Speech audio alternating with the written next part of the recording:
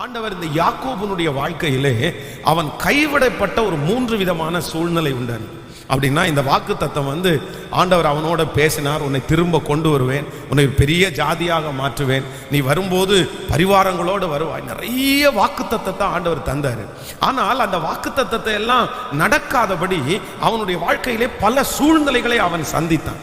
ஆனால் அந்த சூழ்நிலையை சந்தித்த பிறகும் கர்த்தர் சொன்ன வாக்கு தத்தம் அவனுக்கு நிறைவேறிச்சு. அப்ப நான் என்ன நம்பினேன் அப்படின்னா, யாக்கோபனுடைய வாழ்க்கையிலே இந்த 3 சூழ்நிலை வந்தும் கர்த்தர் அதை நிறைவேற்றுவாரானால், நம் வாழ்க்கையிலே இந்த 3 சூழ்நிலைகள் வந்தாலும் அவர் சொன்னதை நிச்சயம் அவர் நிறைவேற்ற வல்லவராயிருக்கிறார்.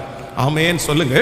கர்த்தருடைய பிள்ளைகளே, இந்த இடத்திலே யாக்கோபு தன்னுடைய வீட்டை விட்டு வருகிறான். தன்னுடைய மாமனாருடைய வீட்டினுடைய பக்கத்துல வர்றான். உடனே அவனுக்கு செய்தி போகுது, இந்த மாதிரி உங்களுடைய மருமகன் வந்திருக்கிறான் அப்படின்னு சொன்ன அந்த செய்தியை கேள்விப்பட்ட உடனே லாபான் வேகமாய் ஓடுறான்.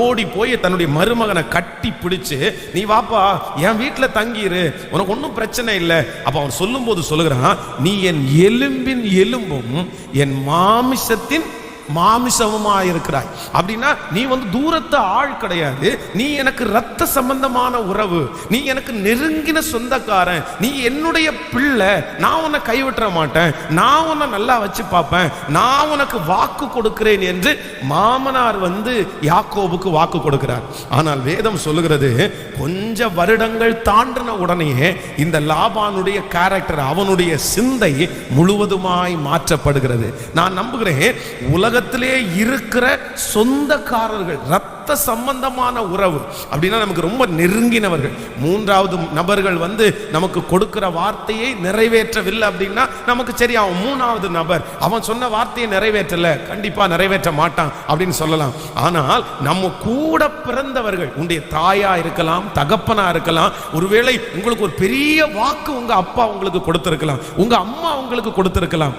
ஆனால் சூழ்நிலை சாதகமாய் மாறின, வித்தியாசமாய் மாறினதுனாலே எல்லாரும் சொன்ன வார்த்தையை மாறலாம். ஆனா கர்த்தர் என்ன வாக்கு கொடுக்கிறார்னா, சொந்தக்காரர்களே சொன்னதை செய்யாமற் போனாலும் நான் உனக்கு கொடுத்த வார்த்தையை ஆம் என்றும் ஆமேன் என்றும் நிலைப்படுத்துவேன். எத்தனை பேர் விசுவாசிக்கிறீர்கள்?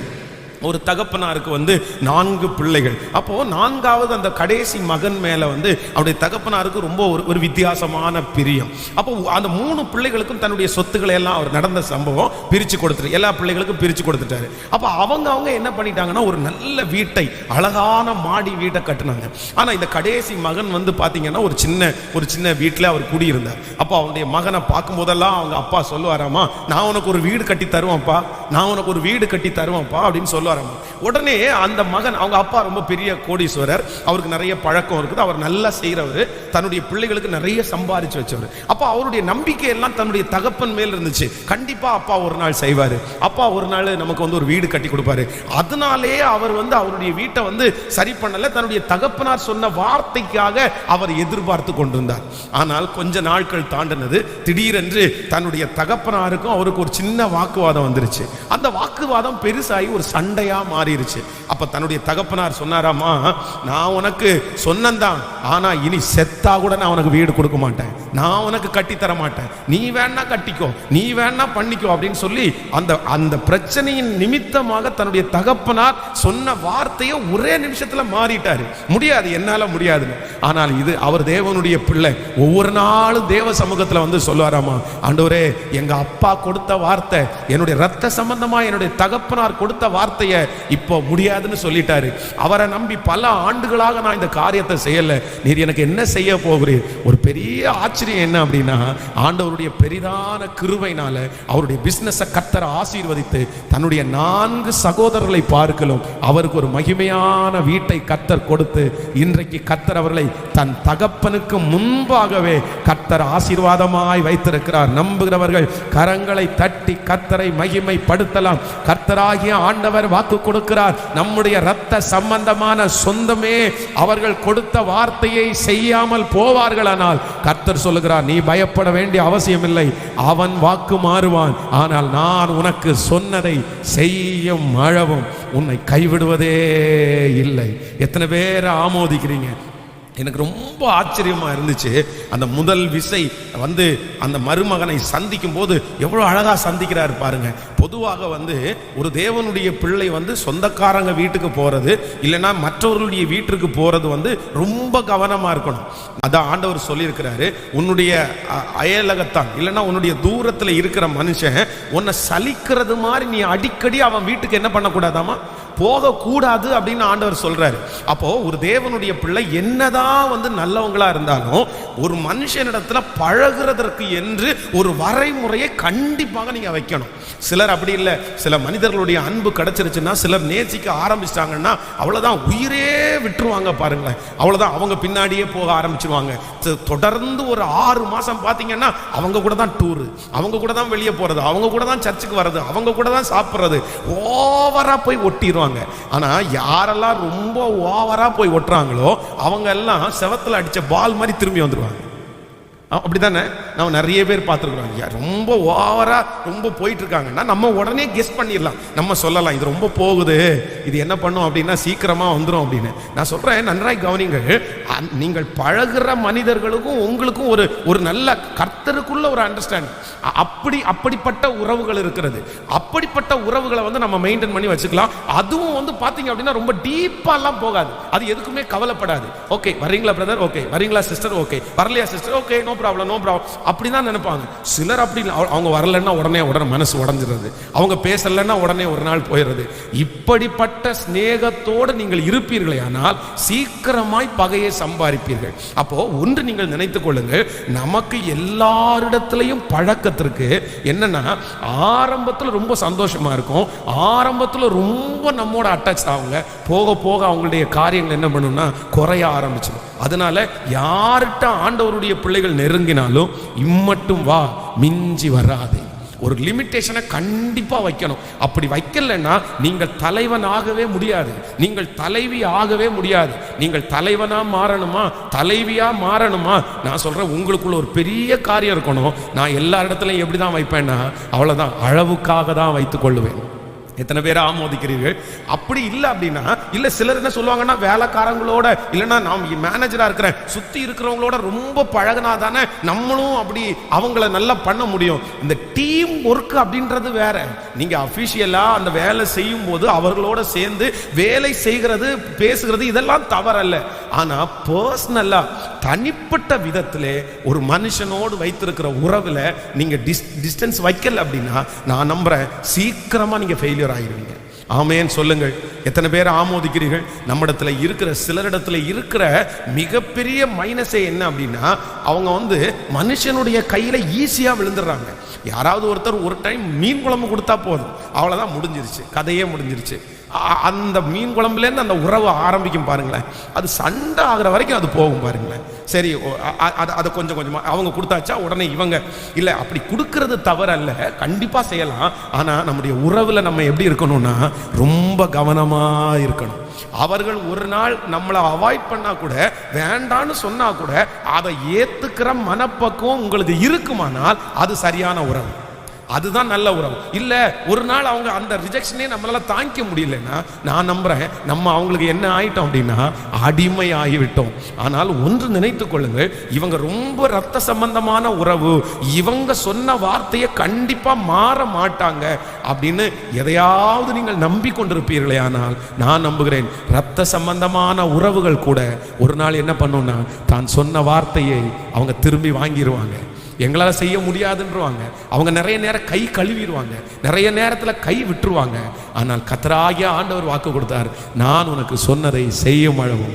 யாக்கோபுக்கு கர்த்தர் கொடுத்த வார்த்தையை கர்த்தர் ஒன்று கூட தரையில விழாமல் அப்படியே நிறைவேற்றினார். இந்த ஜபத்தில் இருக்கிற ஆண்டவருடைய பிள்ளையே, ஒருவேளை நீங்கள் பாஸ்டர் எனக்கு தான் அப்படி நடந்துருச்சு, என்னுடைய ரத்த சம்பந்தமான உறவு எனக்கு நிறைய ப்ராமிஸ் பண்ணாங்க பாஸ்டர், இல்லை நானும் அதற்காக வெயிட் பண்ணி நிறைய காலங்களை நான் தொலைச்சிட்டேன் பாஸ்டர். நிறைய வருடங்களை நான் தொலைச்சிட்டேன். எங்க அப்பாவை நம்பிட்டே இருந்துட்டேன், எங்க அம்மாவை நம்பிட்டே இருந்துட்டேன், என் சகோதரனை நம்பிட்டே இருந்துட்டேன். ஆனா இன்னைக்கு அவங்க கைவிட்டுட்டாங்க, இன்னைக்கு அவங்க வாக்க மாறிட்டாங்க, அவங்க சொன்னது எதையுமே செய்யல. நான் இப்ப என்ன பண்றது? ஆனா ஆண்டவர் வாக்கு கொடுக்கிறார், இல்லை, நான் உனக்கு சொன்னதை செய்யும் அளவும் உங்கள் சொந்தங்கள் கைவிட்டாலும் ஏதோ ஒரு வழியாய், ஹல்லேலூயா, உன்னுடைய ரத்த சம்பந்தமான உறவு அதை செய்யாமல் போனாலும் கர்த்தர் சொல்லுகிறார், எலியாவை காகம் கொண்டு போஷித்த கர்த்தர் உங்களை ஏதோ ஒரு வழியிலே, நீங்கள் நினைக்காத வழியிலே, நீங்கள் எதிர்பார்க்காத வழியிலே கர்த்தர் உங்களுக்கு செய்வார் என்று நம்புகிறவர்கள் கரங்களை தட்டி கர்த்தர் உங்களுக்கு செய்ய நினைத்தது தடைபட முடியாது. சொந்தங்கள் கைவிட்டாலும் கர்த்தர் ஏதோ ஒரு வழியிலே உங்களை ஆசீர்வதிக்கிறதற்கு வல்லவராய் இருக்கிறார். ஆமென் சொல்லுங்கள். போன அந்த 21 நாள் ஜெபத்துல கூட ரொம்ப அழகான சாட்சியை உங்களுக்கு சொல்லியிருக்கிறேன். அவங்க வீடு டெடிகேஷனுக்கு நான் போயிருந்தேன். ரொம்ப ஆச்சரியமா இருந்துச்சு. ஒரு அம்மாவுக்கு 2 பிள்ளைகள். அந்த 2 பிள்ளைகள் ஒருத்தருக்கு காந்திபுரத்தில் இடம் இருக்கு, இன்னொருத்தருக்கு அவுட்டரான ஒரு இடத்துல இடம் இருந்துச்சு. காந்திபுரத்தில் இருக்கிற இடம் பல கோடி ரூபாவுக்கு மதிப்புள்ளது, அவுட்டரில் இருக்கிற இடம் ரொம்ப குறைவான விலை உள்ளது. ஆனால் இந்த மூத்த பையன் பார்த்தீங்கன்னா தன்னுடைய அம்மாட்ட போய் உட்கார்ந்து பேசி அவ்வளோதான் அவங்கள கைக்குள்ளே போட்டு தன்னுடைய மருமகளை அனுப்பி போகும்போதெல்லாம் ஏதாவது ஒன்று செய்து கொடுத்து அப்படியே ரொம்ப அன்பு காமிச்சது மாதிரி அந்த காஸ்ட்லியான இடத்த எழுதி வாங்கிட்டாங்க. ஆனால் சமமாய் 2 பிள்ளைங்கன்னா 2 பேருக்கு சமமாக தான் கொடுக்கணும். ஆனால் இந்த அம்மா என்ன பண்ணாங்கன்னா, இந்த சின்ன மருமகளை பார்க்கும்போதெல்லாம் ஒரு கோவம் வரும், அதனால என்ன பண்ணிட்டாங்கன்னா கோவப்பட்டு பேசிட்டாங்க. உடனே இந்த பிள்ளைங்க என்ன பண்ணுவாங்க அப்படின்னா கோவமாக பேசிடுவாங்க. இதனால அவங்களுக்குள்ள பெரிய கிளாஷ் ஆகி அந்த காஸ்ட்லியான இடத்த மூத்த பையனுக்கு எழுதி கொடுத்தாங்க.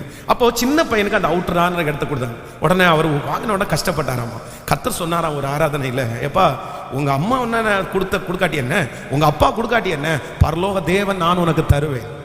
ஏசாவுக்கு அவங்க அப்பா கொடுத்த ஆசீர்வாதம் அவனுக்கு கிடைக்கல, அவன் அதை இழந்துட்டான். தன் சகோதரன் பிடுங்கி கொண்டான், அவனா உழைச்ச ஆசீர்வாதம் அவனுக்கு கிடைக்கல. ஆனா நான் ஏசாவுக்கு சேயீர் மலை நாட்டே சொந்தமா கொடுத்தேன், உனக்கு தரமாட்டேனான்னு கேட்டாராம். உடனே ஆண்டவரே போதும்பா, நீங்க எனக்கு போதும்பா, எனக்கு அம்மா அப்பாவுடைய சொத்து இல்லைன்னா கூட பரவாயில்ல, நீங்க எனக்கு போதும்னு.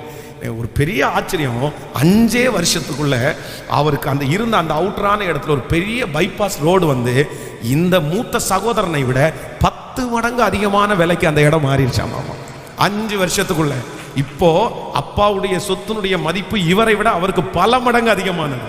அப்ப நான் என்ன நம்புறேன் அப்படின்னா, உங்களுடைய ரத்த சம்பந்தமான உறவுகள் உங்களுக்கு சொன்ன வார்த்தையை நிறைவேற்றாமல் போனாலும் இயேசு ஏதாவது ஒரு வழியில, நான் நம்புறேன் கர்த்தர் உங்களுக்கு ஒரு வழியை திறந்து அவர் சொன்னதை கர்த்தர் செய்து முடிப்பார், நிச்சயமாகவே முடிப்பார்.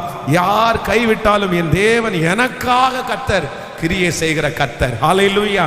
நம்பர் 2, இரண்டாவதாக இந்த யாக்கோபனுடைய வாழ்க்கையிலே இரண்டாவது அவனுடைய வாழ்க்கையிலே நடக்கும் என்று நினைத்தது எது நடக்கல அப்படின்னா, நீங்கள் 29ஆம் அதிகாரத்தை வாசிக்கலாமா? 29ஆம் அதிகாரம் 15வது வசனத்தை நம்ம எடுத்துக்கொள்ளலாம். ஆதியாகமத்திலே 29ஆம் அதிகாரத்தை எடுங்கள். ஆதியாகமம் 29ஆம் அதிகாரத்திலே 15வது வசனத்திலிருந்து ஒரு சில வசனங்களை வாசிக்க போகிறோம். பின்பு லாபான் யாக்கோபை நோக்கி, நீ என் மருமகனாய் இருப்பதினால் சும்மா எனக்கு வேலை செய்யலாமா? சம்பளம் எவ்வளவு கேட்கிறாய் சொல் என்ன? லாபானுக்கு 2 குமாரத்திகள் இருந்தார்கள். மூத்தவர் பேர் லேயாள், இளையவர் பேர் ராகேல். லேயாளுடைய கண்கள் கூச்ச பார்வையா இருந்தார். லாகேலோ ரூபவதியும் பார்வைக்கு அழகுள்ளவளுமா இருந்தார். யாக்கோபு ராகேல் பேரில் பிரியப்பட்டு உம்முடைய இளைய குமாரத்தியாகிய ராகேலுக்காக உம்மிடத்தில் 7 வருஷம் வேலை செய்கிறேன் என்றார். அதற்கு லாபான், நான் அவளை அந்நிய புருஷனுக்கு கொடுப்பதை பார்க்கிலும் அவளை உனக்கு கொடுக்கிறது உத்தமம், என்னிடத்தில் தரித்திரு என்றார். அந்தபடியே யாக்கோபு ராகேலுக்காக 7 வருஷம் வேலை செய்தான். அவள் பேரில் இருந்த பிரியத்தினாலே அந்த வருஷங்கள் அவனுக்கு கொஞ்ச நாளாய் தோன்றினது. பின்பு யாக்கோபு லாபானை நோக்கி, என் நாட்கள் நிறைவேறினபடினால் என் மனைவியினிடத்தில் நான் சேரும்படி அவளை எனக்கு தர வேண்டும் என்றான். அப்பொழுது லாபான் அவிடத்து மனிதர்கள் எல்லாரையும் கூடி வர செய்து விருந்து பண்ணினான். அன்று இரவிலே தன் குமாரத்தியாகிய லேயாளை அழைத்து கொண்டு போய் அவளிடத்திற்கு விட்டான். அவளை அவன் சேர்ந்தான். லாபான் தன் வேலைக்காரனாகிய சில்பாளை தன் குமாரத்தியாகிய லேயாளுக்கு வேலைக்காரியாய் கொடுத்தான். காலையிலே இதோ அவள் லேயாள் என்று யாக்கோபு கண்டு லாபானை நோக்கி, ஏன் எனக்கு இப்படி செய்தீர்? ராகேலுக்காக அல்லவா உம்மிடத்தில் வேலை செய்தேன், பின்ன ஏன் எனக்கு வஞ்சகம் பண்ணினீர் என்றார். நீங்க ஆண்டவருடைய பிள்ளைகளே, இந்த இடத்திலே இரண்டாவதாக தன்னுடைய மாமனார் ஒரு பெரிய வாக்கு கொடுக்கிறார். என்ன அப்படின்னா, இந்த யாக்கோபுக்கு சின்ன பிள்ளைய ரொம்ப பிடிச்சிருச்சு. உடனே அந்த பிள்ளைய கல்யாணம் பண்ணணும் அப்படின்னு நினைக்கிறாரு. அவர் வேலை செய்யறதுக்கு சம்பளம் எவ்வளோன்னு கேட்கிறாரு. ஒன்றும் பிரச்சனை இல்லை, எனக்கு உங்க பிள்ளைய கல்யாணம் பண்ணி கொடுத்தா போதும், அந்த பிள்ளைக்காக 7 ஆண்டுகள் நான் வேலை செய்யறேன் அப்படின்னு அவர் ஒத்துக்கிட்டாரு. அப்போ இவருடைய மனசுல அப்ப அந்த லாபான் அன்னைக்கே ஒருவேளை சொல்லி இருக்கலாம், இல்லப்பா எங்க ஊரினுடைய வழக்கத்தின்படி மூத்த பிள்ளைக்கு திருமணம் பண்ணி கொடுத்தாதான் இளைய பிள்ளைக்கு திருமணம் பண்ணி கொடுக்க முடியும். அதனால இப்போ நீ வேலை செய், அதற்கான சம்பளத்தை நான் உனக்கு தர்றேன். ஆனா மூத்த பிள்ளைய நான் திருமணம் பண்ணி கொடுத்ததுக்கு பிறகு அதுக்கு பிறகு உனக்கு இளைய பிள்ளைய திருமணம் பண்ணி கொடுக்கலாம் அப்படின்னு அவர் சொல்லி இருக்கலாம். ஆனா இந்த மனுஷன் என்ன பண்றான் அப்படின்னா, நீ வேலை செய், நான் உனக்கு செய்யறேன், நீ வேலை செய்து கொடு, நான் உனக்கு நடத்துவேன், நான் உனக்கு சொன்னதை கரெக்டா பண்ணிடுவேன், நீ உழைச்சு கொடுத்தா போதும், நான் கண்டிப்பா உனக்கு தருவேன் அப்படின்னு வாக்கு கொடுக்கிறாரு. ஆனால் இவர் 7 வருடம் வேதம் சொல்லுகிறது, அவள் மேல் வைத்த பிரியத்தினால அந்த 7 நாள் சீக்கிரமா போயிருச்சாம். 7 years, 7 வருஷம் என்கிறது ஒரு மிகப்பெரிய ஆசீர்வாதத்தின் காலம். 7 வருஷம் என்கிறது ஒரு கோர்ஸ்னு வச்சுக்கோங்களேன். அப்படின்னா நம்ம ஒரு படிப்பு படிக்கிறோம்னு வைங்களேன், ஒரு காலேஜ் படிக்கிறதற்கு ஒரு டிகிரியை முடிக்கிறதற்கு ஒரு சில டிகிரி 3 வருஷம், சில டிகிரி 4 வருஷம், அந்த மாதிரி 7 வருஷம் என்கிறது ஒரு பெரிய ஆசீர்வாதமான வருஷம். ஒரு ஆண்டவருடைய பிள்ளையினுடைய வாழ்க்கையில 7 வருஷம் நீங்க தரித்திருக்கணும், 7 வருஷம் நீங்க காத்து கிடக்கணும், 7 வருஷம் நீங்க ஆண்டவருடைய வார்த்தையை விசுவாசிக்கணும், 7 வருடம் உலகத்தை நீங்க வெறுக்கணும். இப்படி ஒரு 7 வருஷம் உங்க வாழ்க்கையில கண்டிப்பா வரணும். அந்த 7 வருஷத்தை கர்த்தருக்காகவே, வேற எதையுமே யோசிக்க கூடாது, வேற எதையுமே நினைக்க கூடாது. அந்த நாட்களில் பரிசுத்தத்தை வாஞ்சிக்கணும். வாலிப தம்பிங்க தங்கச்சிங்க நிறைய பேர் வந்திருக்கிறீங்க. நான் நம்புறேன், ஆண்டவர் உங்களுடைய எதிர்கால வாழ்க்கையை ஆசீர்வதிக்கணும்னா ஒரு 7 ஆண்டு காலம் 19 வயசுல அகைன் ஒரு 7 வருஷம் நீங்க கர்த்தரோட ரொம்ப நடக்கணும்னு முடிவெடுக்கணும். அந்த 7 வருஷமும் நீங்க ஆண்டவரோட நடந்தீங்கன்னா நான் நம்புறேன், அதற்கு பின்பாய் உள்ள வருஷம் உங்களை அறியாமலே நீங்க கர்த்தரோட நடந்துட முடியும். நீங்கள் யோசேப்பினுடைய வாழ்க்கையிலே 7 ஆண்டுகள் இருக்கிறது. அந்த 7 ஆண்டு என்ன ஆண்டாமா, அது ஆசீர்வாதத்தின் ஆண்டு. அப்படின்னா என்ன போட்டாலும் விளைச்சல் வரும். அவனுடைய பாக்கெட்ல நிறைய காசு இருக்கும், குடோன் பொருட்களால நிரம்பி வழியும், அவனுக்கு ஆசீர்வாதங்கள் வந்து கொண்டே இருக்கும் 7 வருஷம். ஆனா அந்த 7 வருஷத்திற்கு பிறகு ஒரு பஞ்சகாலமாகிய 7 வருஷம் வருது. நீங்க யாருமே இதுல மிஸ் பண்ணிடக்கூடாது, ரொம்ப ஜாக்கிரதையா இருங்க. என்ன அப்படின்னா, ஆண்டவர் உங்களை ஆசீர்வதிக்கிற காலத்துல நீங்க ரொம்ப கவனமா இருக்கணும். ஆமென் சொல்லுங்கள். நான் சொல்றது உங்களுக்கு புரியுது இல்ல? சிலர் எப்ப ரொம்ப சுதாகரிப்பு இல்லாம இருப்பாங்கன்னா, ஆசீர்வதிக்கிற காலத்துல நிறைய பேர் சுதாகரிப்பு இல்லாம இருப்பாங்க. அந்த அந்த காலங்கள் முடிஞ்சிருச்சுன்னா நான் நம்புறேன், அதற்கு பிறகு அப்படிப்பட்ட ஒரு காலத்தை திரும்ப நீங்க எடுக்கிறது என்கிறது அவ்வளவு சுலபமானது அல்ல. அந்த 7 வருஷம் உங்களுக்கு பலன் இருக்கும். அந்த 7 வருஷம் நீங்க என்ன செஞ்சாலும் உங்களுக்கு வாய்க்கும். சிலருக்கு பாக்கெட்ல பணம் வந்தா போதும், நாளைக்கு பார்த்துக்கலாம், அடுத்த நாள் பார்த்துக்கலாம், அதான் பிசினஸ் நல்லா போகுது இல்ல, அதான் வருமானம் நல்லா போகுது இல்ல, நமக்கு நல்ல இது இருக்குல்ல, பார்க்கலாம், அடுத்த வருஷம் 10 வருஷம் தாண்டி நம்ம சம்பாதிச்சுக்கலாம், இப்ப எல்லாத்தையும் விட்டுருவோம். அப்போ ஆண்டவர் ஆசீர்வதிக்கிற காலத்தை தாங்கள் கண்டுபிடிக்காததுனால இழந்து போனவங்க நிறைய பேர். இந்த ஜபத்திலையும் நிறைய பேர் ஒருவேளை இருப்பீங்க, பாஸ்டர் நீங்க சொல்றது உண்மை, ஆண்டவர் என்ன பயன்படுத்தினார் ஒரு காலம், நான் ஜெபம் பண்ணா அற்புதம் நடக்கும், நான் போய் நின்னா மக்கள் மனம் திரும்புவாங்க. ஆனா அந்த காலத்துல நீங்க விழிப்புள்ளவர்களா இல்லாவிட்டால் நான் நம்புறேன், சோதனையான காலத்துல உங்க பாக்கெட்ல பார்க்கும்போது ஒண்ணுமே இருக்காது, உங்களுக்கு நீங்க வெறுமையா போயிருவீங்க. அதற்கு பிறகு கர்த்தாவே கர்த்தாவே கர்த்தாவே என்று கூப்பிட்டால் நான் சொல்றேன் என்ன அப்படி நடக்கும். 10 கன்னிகைகள் இருக்கிறாங்க, 5 கன்னிகைகள் புத்தி உள்ளவர்கள், 5 கன்னிகைகள் புத்தி இல்லாதவர்கள். நன்றாய் கவனிங்க, இந்த புத்தி இல்லாதவங்க மனுஷகுமாரன் வந்துட்டாரு. இப்போ போய் கேட்கறாங்க, என்ன கேட்கறாங்கன்னா, எங்களுடைய தீவட்டிகள் அணைகிறது கொஞ்சம் எண்ணெய்.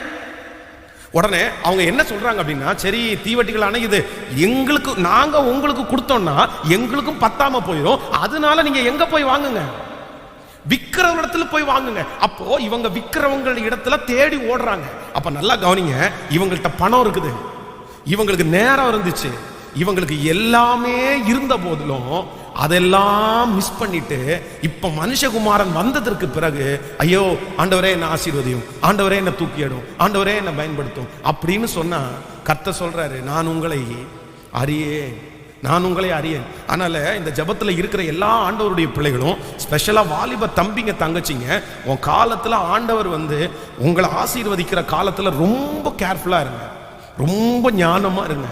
அதை நீங்க பத்திரமா, அந்த நேரத்துல இடறிட்டீங்க, நீங்க விழுந்துட்டீங்க, பிசாசு அந்த காலத்துல தான் உங்களுக்கு விரோதமா போராடுவான், அதைத்தான் உங்களை நாசம் பண்ண பார்ப்பான். அன்னைக்கு பார்த்தீங்கன்னா நிறைய பேர் ஃப்ரெஷ்ஷாக இருப்பாங்க, அப்படியே அவ்வளோ எனர்ஜிக்கிட்டே இருப்பாங்க. என் காலையில் எழும்ப முடியும், போக முடியும், அவங்க நினைச்சதெல்லாம் செய்ய முடியும். ஆனால் அந்த காலத்தில் சோம்பேறித்தனம் வரும், அந்த காலத்தில் வெறுப்பு வரும், அந்த காலத்தில் போய் கடன் வாங்குவாங்க, அந்த காலத்தில் போய் பாவம் செய்வாங்க. அப்புறம் பார்த்துக்கலாம். இந்த அப்புறம் பார்த்துக்கலான்னு ஒரு மனுஷன் சொல்லிட்டாங்கன்னா, நான் சொல்கிறேன், உங்கள் வாழ்க்கையினுடைய பெரிய தோல்வி அது. ஏன் சொல்லுங்க, பக்கத்தில் இருக்கிற கையை பிடிச்சி சொல்லுங்க, எந்த சூழ்நிலை வந்தாலும் நாளைக்கு பார்த்துக்கலான்னு தள்ளி போட்டுறாதீங்க. இன்றைக்கே ரட்சின நாள், இன்றைக்கே அனுக்கிரகத்தின் காலம். அதான் உலகத்தில் ஒரு பழமொழி சொல்லுவாங்கல்ல, காற்றுள்ள போதே தூற்றிக்கொள் அப்படின்னு சொல்லுவாங்கல்ல. வாய்ப்பு நன்றாய் கவனிங்க, வாய்ப்பு அப்போ ஆண்டவர் சில நேரத்தில் வாய்ப்புகளை அள்ளி கொடுத்துட்டு இருப்பாரு. அள்ளி கொடுக்கும் போது ஆண்டவருடைய பிள்ளைங்க எப்படி இருக்கணும்னா, அதை பெற்றுக்கொண்டுட்டு, நான் சொல்றேன், வாய்ப்புகள் அப்படி கொடுக்கிற ஆண்டவர் பலத்தையும் கொடுக்கிறதற்கு கர்த்தர் வல்லவராக இருக்கிறார். ஆமென் சொல்லுங்கள். அப்போ எல்லா பலமும் இருக்கும். ஆண்டவரே, இனி நான் மிஸ் பண்ணக்கூடாது. ஆனால் நான் உங்களுக்காக ஜெபிக்கிறேன். இந்த 21 நாளில் இன்னைக்கு நான் ஸ்பெஷலாக ஜெபிக்கிறேன். என்னன்னா, ஆண்டவர் திரும்பவும் அப்படிப்பட்ட ஒரு ஆசீர்வாதத்தை உங்களுக்கு தரமாட்டாரான்னு, நமக்கெல்லாம் தரமாட்டாரான்னு.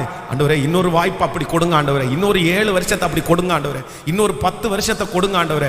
ஏற்கனவே நீங்க கொடுத்த வருஷத்தை நான் வீணடிச்சிட்டேன், ஏற்கனவே நீங்க கொடுத்த ஆசீர்வாதத்தை நான் தொலைச்சிட்டேன். ஆனா மறுபடியும் நீங்க ஒரு டைம் எனக்கு கொடுத்தீங்கன்னா கண்டிப்பா நான் தொலைக்க மாட்டேன், நான் வச்சுக்குவேன், நான் அதை வச்சு பெருக்குவேன் அப்படின்னு நீங்க சொல்லுங்க. ஆண்டவர் செய்ய வல்லவர். கைகளை உயர்த்தி ஒரு ஜெபமா பண்ணுங்க பார்க்கலாம், சத்தமா ஜெபமா பண்ணலாம். அப்படி இழந்தவங்க எல்லாரும் ஜெபம் பண்ணுங்க. பாஸ்டர், நீங்க சொல்லுகிற வார்த்தை இது தீர்க்க தரிசனமான வார்த்தை.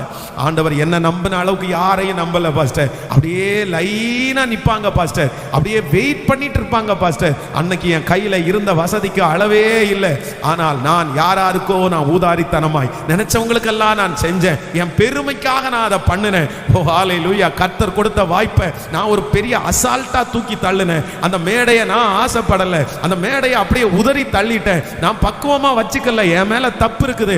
கைகளை உயர்த்தி எல்லாரும் ஜெபிங்க. ஆண்டவரே, மறுபடியும் அப்படிப்பட்ட ஒரு வாய்ப்பை தாரும் என்று கேளுங்கள். ஏசப்பா, தாரும் ஆண்டவரே, மறுபடியும் நீர் அந்த வாய்ப்பை எனக்கு தருவீரானால் நான் ஒரு நாளும் ஆண்டவரே அந்த வாய்ப்பை நான் மிஸ் பண்ண மாட்டேன் ராஜா. ஹல்லேலூயா. என்னை ஸ்திரப்படுத்த கர்த்தர் உதவி செய்வீராக, ஸ்திரப்படுத்த கர்த்தர் உதவி செய்வீராக. எதையுமே நான் தட்டி போற்றவே கூடாது. ஹல்லேலூயா. கைகளை அசைத்து ஒரு ஹல்லேலூயா, அது ஒரு தீர்மானம் எடுப்பீங்களா? தயவு செய்து உங்க வாழ்க்கையில் இந்த தப்பை பண்ணாதீங்க. ஆண்டவர் உங்களுக்கு ஒரு சான்ஸ் ஒன்று கொடுக்கும்போது நீங்க அதை என்ன பண்ணிடாதீங்கன்னா, மிஸ் பண்ணிடவே பண்ணாதீங்க. அதை நீங்க பயன்படுத்திக்கிறதுக்கு நீங்க முயற்சி எடுக்கணும். அது ஆண்டவர் எப்போ எதுல எந்த மனுஷனை ஆசீர்வதிப்பாருன்னு நம்ம சொல்லவே முடியாது. ஆண்டவருடைய கரம் உங்களை ஆசீர்வதிக்கும். ஆமென். இந்த ஜெபம் முடித்ததற்கு பிறகு கர்த்தர் அப்படிப்பட்ட ஒரு வாய்ப்பை உங்களுக்கு தருவார் என்று நான் நம்புகிறேன். அந்த வாய்ப்பின் மூலமாய் ஒரு பெரிய உயர்வை கர்த்தர் தருவார் என்று நான் நினைக்கிறேன். எதையுமே நம்ம அசால்ட்டா நம்ம என்ன பண்ணிடக்கூடாதுன்னா, விட்டுறவே கூடாது. சின்ன பிள்ளைகள் கேட்கிறீர்களா, பெரியவர்கள் கேட்கிறீர்களா, விட்டுறவே கூடாது. அதை தக்க வச்சுக்கணும், அதை பத்திரப்படுத்தணும். அப்படி இருக்கிறவங்க எல்லாம் இன்னைக்கு பார்த்தீங்கன்னா எல்லாரும் நல்ல நிலைமையில் இருக்காங்க, எல்லாரும் முன்னேறி இருக்காங்க, எல்லாரும் ஆசீர்வாதத்தை பெற்றுக்கொண்டிருக்கிறாங்க. மற்றவங்க யாருமே அப்படி இல்லை. அதான் ஒரு தகப்பனார் சாட்சி சொல்லுவார். அவர் போகும்போது அவர் ஒரு வீட்டை, ரத்னபுரியில் ஒரு வீட்டை வேலை பேசியிருக்காரு. அப்போ அவங்க அந்த மனுஷன் 5000 ரூபா கேட்டிருக்காங்க, 5000 ருபீஸ் அந்த இடத்துக்காக. இவருக்கு கையில் 10,000 ரூபா இருந்துச்சாமா பாக்கெட்டில். அப்படியே அவர் ஒரு வருஷம் முழுக்க வேலை செஞ்ச பணத்தை 10,000 ரூபா இருந்துச்சாம். உடனே அந்த புரோக்கர் சொன்னாராம்மா, இந்த மாதிரி இடத்த வாங்கி போடுங்க, கையில் காசு இருக்குல்லன்னு சொன்ன உடனே, இதெல்லாம் எவன் வாங்குவான், இந்த இடத்துல எல்லாம் எவன் வாங்குவான், அதெல்லாம் வேண்டாம், அதெல்லாம் அப்புறம் பார்த்துக்கலாம், நெக்ஸ்ட் அடுத்த சம்பாதிக்கும் போது வேணா வாங்கலான்னு அந்த 10,000 ரூபாய் இங்கேருந்து எடுத்து கொண்டு போய் ஊருக்கு கொண்டு போனாராம்மா. ஊருக்கு கொண்டு போய் அங்கே ஃப்ரெண்ட்ஸுக்கு எல்லாத்துக்கும் பணம் கொடுத்து ஒரு மாசத்துல திரும்ப இங்கே வரும்போது 10,000 ரூபாயும் அழிச்சிட்டு வந்தாராம். எல்லா பணத்தையும் அழிச்சிட்டு வந்துட்டாராம். இங்கே திருப்பி கஷ்டப்பட்டு இன்னைக்கு வரைக்கும் எனக்கு வீடு வாங்க முடியல. ஆண்டவர் என் கையில் பணத்தையும் கொடுத்தாரு, இடத்தையும் காமிச்சாரு. ஆனால் நான் என்ன பண்ணலைன்னா, அந்த சுதாகரிப்பா நான் அந்த நேரத்தில் இருக்கல.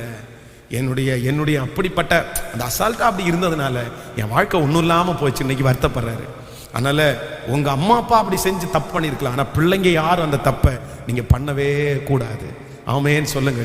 அப்போ இந்த யாக்கோபுனுடைய வாழ்க்கையில வேதம் சொல்லுது, அவன் மிகவும் கடினமாய் உழைத்து தன்னுடைய வாழ்க்கைக்காக தன்னுடைய மாமனார் சொல்றாரு, நீ உழைச்சிரு, நான் உனக்கு தர்றேன், நீ கஷ்டப்படு, நான் உனக்கு தர்றேன். ஆனா அவன் கஷ்டப்பட்டதற்கு பிறகும் வேதம் சொல்லுகிறது அவனுடைய கஷ்டத்துக்கு எந்த பலனும் கிடைக்கல. அவனுடைய மாமனார் வாக்க மாறிட்டாரு. நீ கஷ்டப்பட்டு தானே ஒரு இறக்கம் வரணும் மாறிட்டாரு. ஆனா கர்த்தர் என்ன செய்தாருன்னா, அவன் பட்ட எல்லா பாடுகளுக்கும் கர்த்தர் சொன்னதை செய்யும் அளவும் அவனை கைவிடவே இல்லை. இந்த ஜெபத்தில் இருக்கிற ஆண்டவருடைய பிள்ளைகளுக்கு இரண்டாவது ஆண்டவர் ஒரு வாக்கு கொடுக்கிறாரு.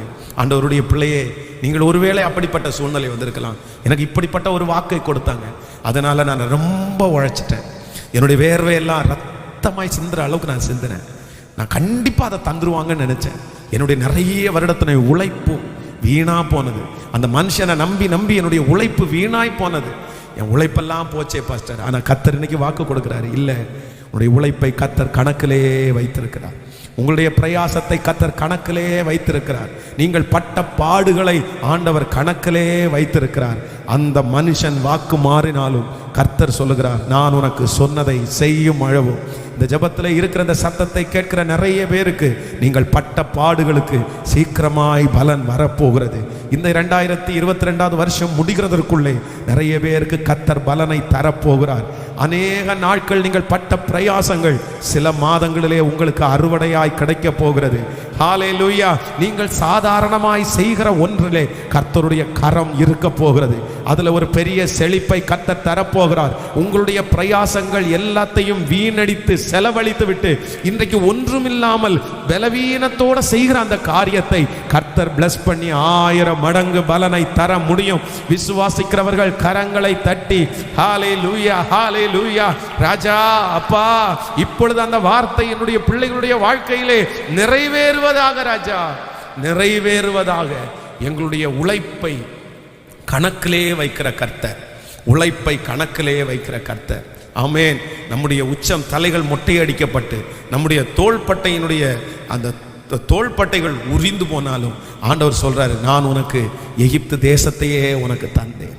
ஆமென். நம்முடைய பிரயாசத்தை, நம்முடைய பாடுகளை கர்த்தர் கணக்கிலே வைத்திருக்கிறவர். ஸோ நம்பர் 1, முதலாவதாக தன்னுடைய இரத்த சம்பந்தமான உறவுகள் அவர்கள் சொன்ன வார்த்தையை மீறினாலும் கர்த்தர் உங்களுக்கு சொன்னதை செய்யும் அளவும் கைவிட மாட்டார்.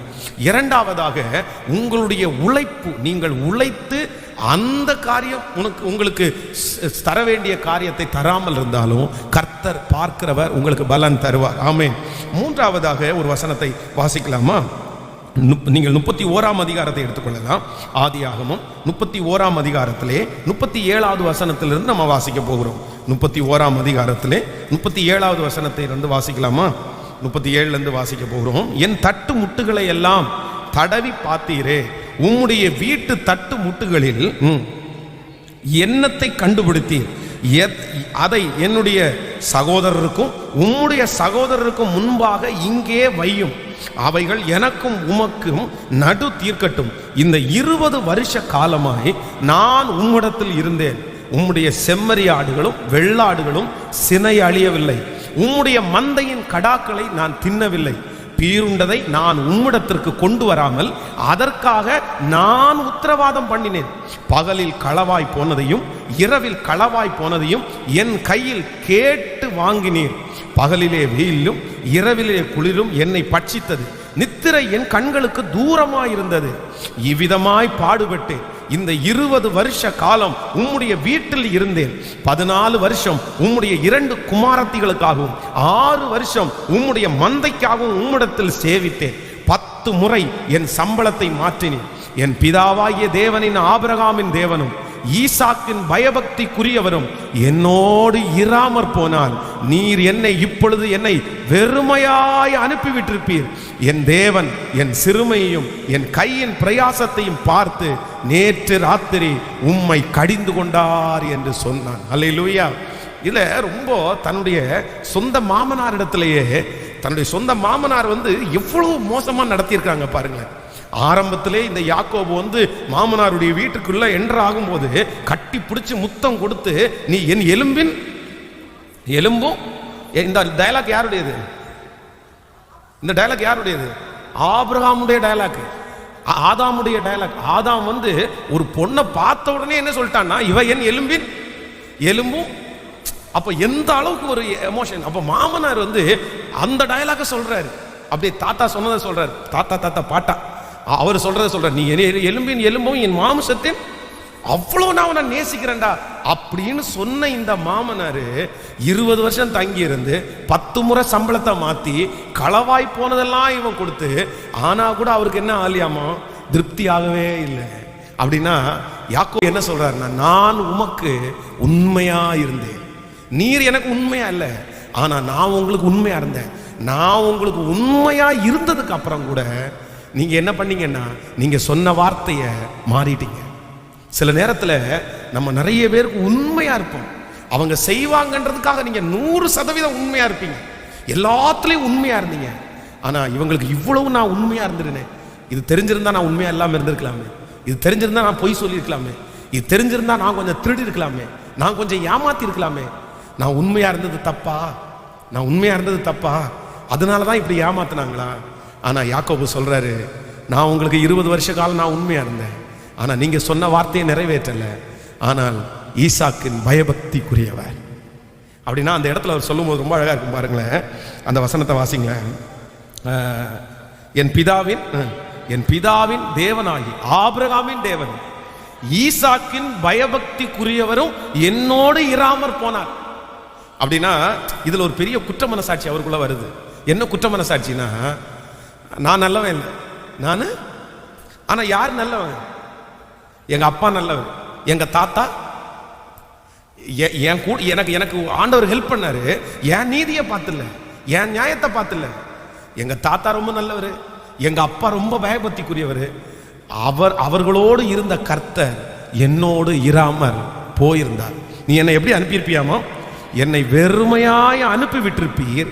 தேவன் என் சிறுமையும் என் கையின் பிரயாசத்தையும் பார்த்து நேற்று ராத்திரி உம்மை கடிந்து கொண்டார் என்று சொன்னான். அல்லேலூயா. நான் நம்புறேன் இந்த ஜெபத்தில் இருக்கிற ஆண்டவருடைய பிள்ளையே, இதுவரைக்கும் உண்மையா இருந்து என்ன கிடைச்சிருச்சு?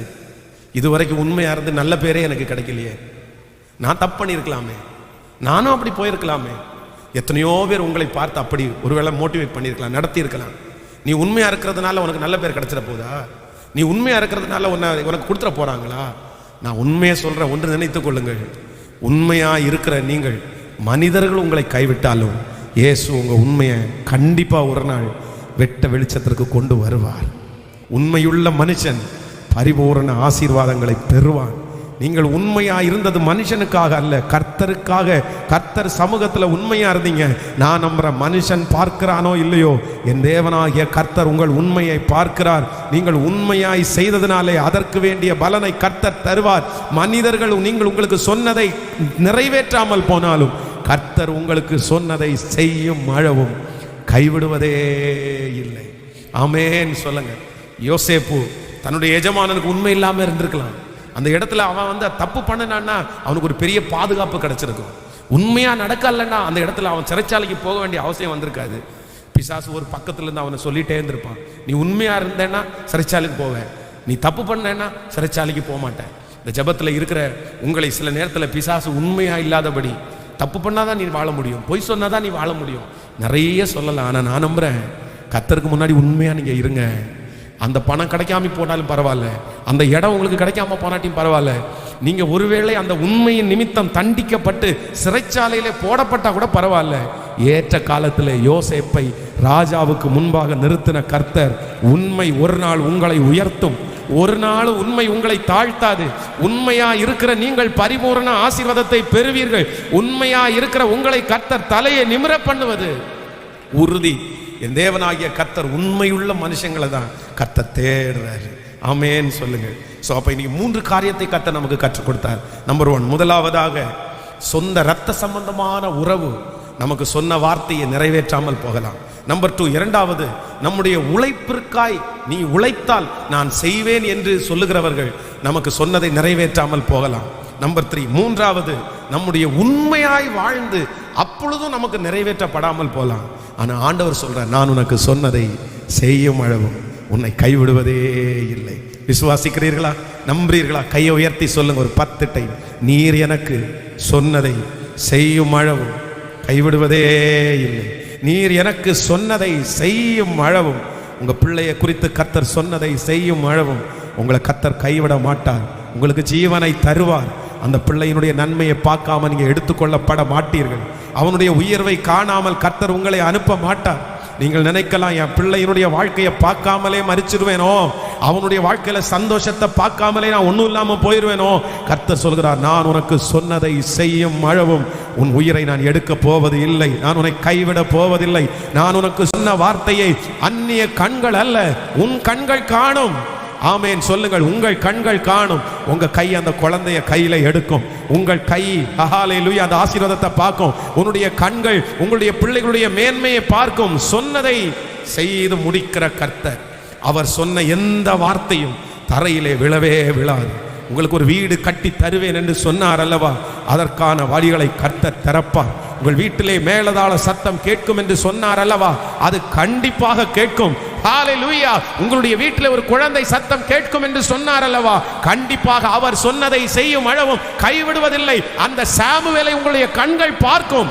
நான் உன்னை சத்துருக்களுக்கு முன்பாய் ஒரு பந்தியை ஆயத்தப்படுத்துவேன், உன் தலையை எண்ணெயினால் அபிஷேகம் பண்ணுவேன், அவன் முன்பாக நிறுத்துவேன் என்று சொன்னார் அல்லவா. அவர் சொன்ன வார்த்தை நிச்சயமாக நடக்கும். அது பொய் உரையாது. அவர் பொய் சொல்ல மனிதனே அல்ல. எல்லாரும் எழும்பி நிற்கலாம் தேவ சமூகத்தில் இந்த வாக்கு தத்தத்திற்காக. எஸ், ஹல்லேலூயா, ஹல்லேலூயா. கர்த்தர் சொன்னதற்கும் என் வாழ்க்கைக்கும் இன்னைக்கு நடந்து போகிற சூழ்நிலைக்கும் சம்பந்தமே இல்லை பாஸ்டர். ஆண்டவர் எனக்கு சொன்னதெல்லாம் நிறைவேறுவதற்கு எந்த சாத்திய கூர்மையே இல்லை. ஹல்லேலூயா. எப்படி எப்படி எப்படி? இதே கேள்வி உங்களுடைய இருதயத்தில் கேட்டுக்கொண்டே இருக்கலாம். இது எப்படி, இது எப்படி, இது எப்படி? மரியாள் கேட்டாலே தூதனை பார்த்து, இது எப்படி ஆகும், இது எப்படி நடக்கும்? இந்த ஜெபத்தில் இருக்கிற யாரோ ஒரு சிலர் இதே வார்த்தையை சொல்லலாம். இது எப்படி நடக்கும், இது எப்படி ஆகும், இது எப்படி நடக்கும், இது எப்படி ஆகும்? கர்த்தர் சொன்ன வார்த்தையெல்லாம் உண்மைதான் பாஸ்டர். நான் பைபிளை திறக்கும் போதெல்லாம் ஆண்டவர் என் கூட பேசினாரு. எங்க அம்மாவுக்கு எங்க அப்பாவுக்கு எனக்கு கர்த்தர் வாக்கு கொடுத்தாரு.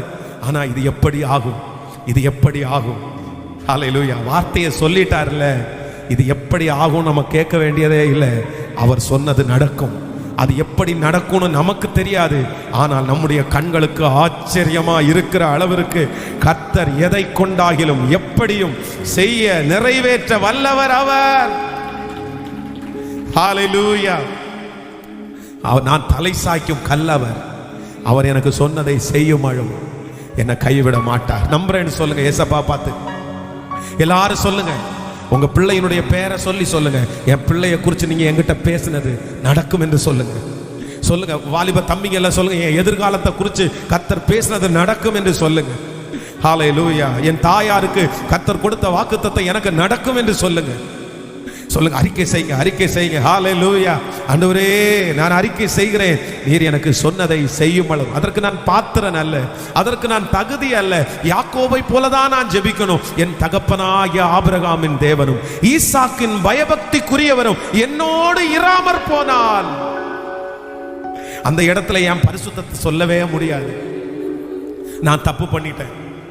நான் அந்த பொண்ணை பார்த்த உடனே 7 வருஷம் அந்த பொண்ணுக்காகவே நான் நேரத்தை செலவு பண்ணிட்டேன். அந்த பொண்ணு கிடைக்கலன்னு உடனே அடுத்த ஒரு 7 வருஷம் நான் வேஸ்ட் பண்ணிட்டேன். கர்த்தருடைய சித்தத்தை நான் பார்க்கல, ஆண்டவரை பற்றி யோசிக்க கூட இல்லை. நான் ரொம்ப தப்பு பண்ணிட்டேன். எனக்கு ஆண்டவர் எதுவுமே செய்ய முடியாது. எனக்கு செய்யற அளவுக்கு எனக்கு ஒரு குவாலிட்டி என்கிட்ட இல்லை, எதுவுமே இல்லை. ஆனா நான் நம்புறேன், உங்க அப்பாவுடைய முகத்தை பார்த்து, அம்மாவுடைய முகத்தை பார்த்து, உங்க ஊழியக்காரருடைய முகத்தை பார்த்து கர்த்தர் செய்யாம இருப்பாரா? நான் தான் இந்த பலிபீடத்துல இருந்து சொல்லிட்டு இருக்கிறேன், என் முகத்தை பார்த்து என் ஜனங்களுக்கு செய்யுங்கப்பா. ஒருவேளை என் பிள்ளைங்க தகுதி இல்லாம இருக்கலாம், ஆனா என் முகத்தை பார்த்து, பரிசுத்தவான்களுடைய முகத்தை பார்த்து செய்யுங்கப்பா. ஓ ஹல்லேலூயா. நன்றி நன்றி அப்பா, நன்றி நன்றி அப்பா, நன்றி நன்றி நன்றி. நீ சொன்னதை செய்யும் அளவும் தலை சாய்க்கும் கல் நீரையா, மூளை கல் நீரையா, தலை சாய்க்கும் கல் நீரையா, மூளை கல் நீரையா. ஏ பெத்தே இது வானத்தின் வாசல், என் ஏசையா ஆசீர்வாதத்தின் வாசல். கரங்களை தட்டி இது வானத்தின் வாசல். ஓ ஹல்லேலூயா. ஆசீர்வாதத்தின் வாசல். மேற்கு கிழக்கு வடக்கு தெற்கு பரம்புவாய் என்று பூமியின் தூளை போலும் சன்னதி பெருகும். உனக்கு சொன்னதை செய்யும் அளவும் உன்னை கைவிடுவதே இல்லை. யாக்கோபின் தேவன் நம்முடைய தேவன். யாக்கோபுக்கு கொடுத்த அதே வார்த்தையை இன்று நமக்கும் தருகிறார். நான் சொன்னதை இந்த 21 நாள் ஜெபத்திலே, கடந்த 21 நாள் ஜெபத்திலே பிறந்தது முதல் சொன்ன அத்தனை வார்த்தைகளையும் சொன்னவர் செய்து முடிப்பார். மேற்கு கிழக்கு வடக்கு தெற்கு பரம்புவாய் என்றே பூமியில் தூளை போல் சந்ததி பெருகும் என்று வாக்குரைத்தீரே. மேற்கு கிழக்கு வடக்கு தெற்கு பரம்புவாய் என்றே பூமியில் தூளை போல் சந்ததி பெருகும் என்று வாக்குரைத்தீரே. சொன்னதை செய்யும் அழகும் கைவிடவே மாட்டேன். கரங்களை தட்டி பாடுவோம். சொன்னதை செய்யும் கைவிடவே மாட்டேன். இது வானத்தின் வாசல். ஏசையா ஆசீர்வாதத்தின் வாசல்.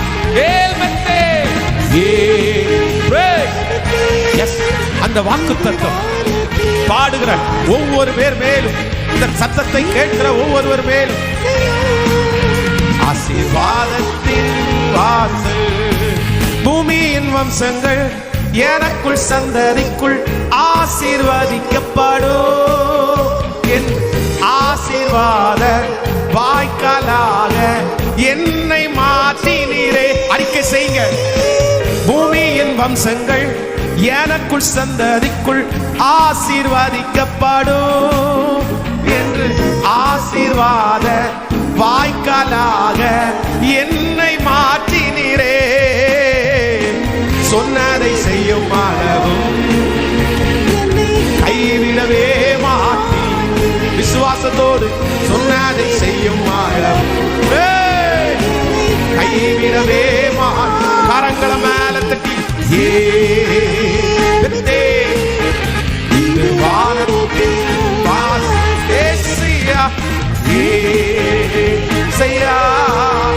ஆசீர்வாதத்தின் வாசல். செல்லும் இடமெல்லாம் என்னோடு இருந்து என்னை கனப்படுத்துவே. தாகப்பன் தேசத்துக்கு திரும்பும் வரையில் என்னை காப்பாற்றுவே. செல்லும் இடமெல்லாம் என்னோடு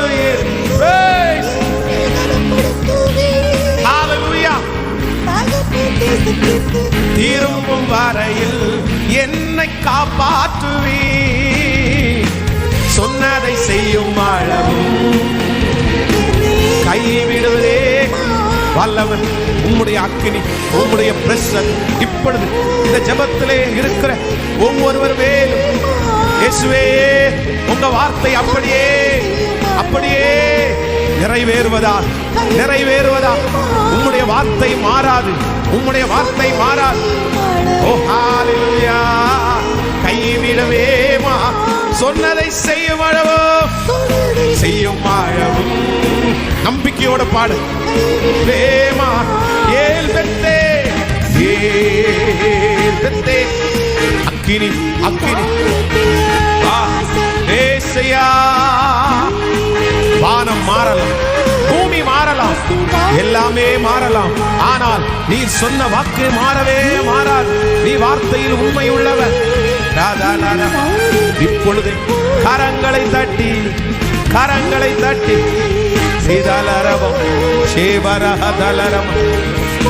அந்த வார்த்தையை கர்த்தர் நிறைவேற்ற போகிறதுனால கரங்களை தட்டி பரலோக ராஜாவே, இப்பொழுது இந்த நாளிலே நீ சொன்ன வார்த்தையை இன்னொரு விசை எங்கள் பிள்ளைகளுக்காக நினைப்பூட்டுவீராக ராஜா, நினைப்பூட்டுவீராக ராஜா. மறுபடியும் ஒரு விசை எங்களுடைய பிள்ளைகளுக்கு சொன்ன வார்த்தையை நீர் நினைத்து பாரும் ஆண்டவரே. எத்தனை வாக்குத்தத்தத்தை கொடுத்தீரே, வாக்குத்தத்தத்தை கொடுத்து கொண்டே இருக்கிறீரே. சோர்ந்து போகும் போதெல்லாம் ஆண்டவரே தட்டி கொடுத்து வாக்குத்தத்தத்தை கொடுத்து கொண்டே இருக்கிறீரே. நான் நம்புகிறேன் ஆண்டவரே, நீர் மனிதன் அல்ல, நீர் சொன்ன வார்த்தை உண்மை உள்ளது. அந்த வார்த்தைகள் எல்லாம் நிறைவேறும் அளவும் எங்களை கைவிட மாட்டீர் என்று நாங்கள் நம்புகிறோம். Thank you Jesus, thank you Jesus, hallelujah. இஸ்ரவேல் ஜனங்களுக்கு வாக்கு கொடுத்துட்டே இருந்தீங்களே, ஆனா ஒரு நாள் ஒரு ரட்சகனை எழுப்பி அந்த வாக்கு தத்தத்தை நிறைவேற்றினே. அதை கண்கள் கண்டன, அந்நிய கண்கள் அல்ல, என் கண்கள் காணும். கர்த்தர் எனக்கு சொன்னதை நிறைவேற்றது என் கண்கள் காணும். நிறைய பிள்ளைகள் சோர்ந்து போய் ஆண்டவர் இத்தனை வாக்கு தத்தத்தை கொடுத்தாரு, எந்த வாக்கு தத்தமும் நடக்கலையே.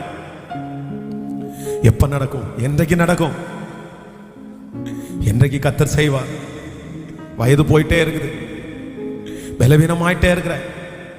இல்லப்பா, யாக்கோபுக்கு சொன்னதை இன்றைக்கு நீ நினைக்க போகிறதற்காக நன்றி.